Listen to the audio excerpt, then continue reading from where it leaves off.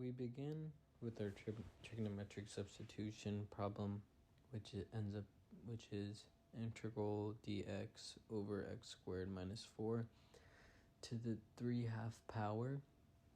Our x is given. It is x equals 2 secant theta. And I immediately take the derivative, which ends up being 2 secant theta tan theta. And then I plug in my x into the denominator just to get the value, which ends up being 4 secant squared theta minus 4.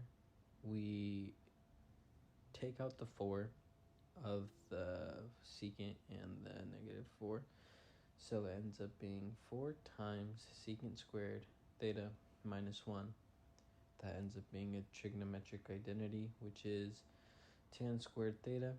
So we are left with 4 tan squared theta.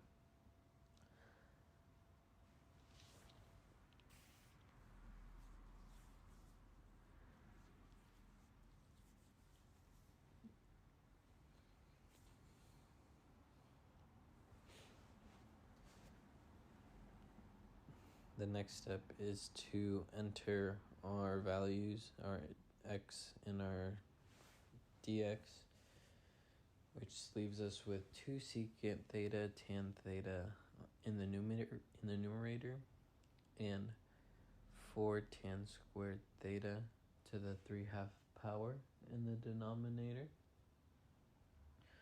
which equals out to be 2 secant theta tan theta over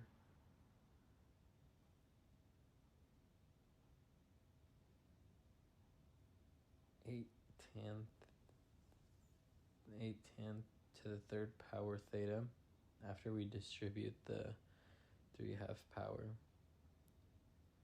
Next step is to take out the constants outside of the integral, which leaves us with 1 over 4 integral of secant theta in the numerator and tan squared theta in the denominator, which ends up being a trigonometric identity, which is cosine theta sine squared theta.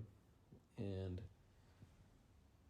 we are able to compute the antiderivative of this value, which through u substitution. So we go through that process. Our u is sine theta, our du is cosine.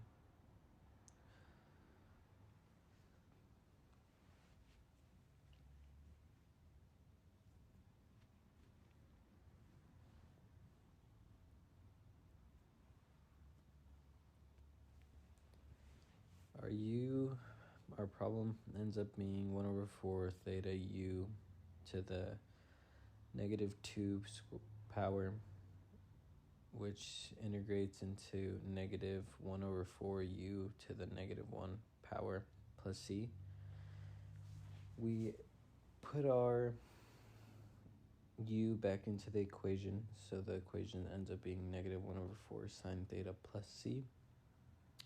Next, we want to find our value for secant theta, which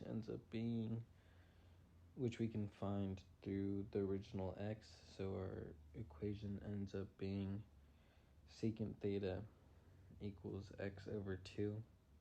And after that, we find our value. We are able to create a triangle to find the rest of our values. So when we create our triangle, we put our values back onto the triangle. So it ends up being secant theta hypotenuse over adjacent. So our x goes on the hypotenuse and our 2 goes on the adjacent, and through that we are able to find the value x squared minus 4 for the remaining side. And after we do that, we find our sine theta, which ends up being square root of x squared minus 4 over x.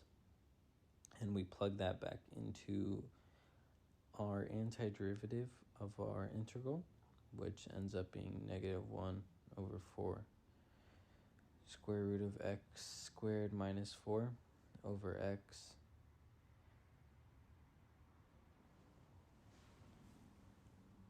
and dividing by x, or dividing the denominator by x is practically like multiplying.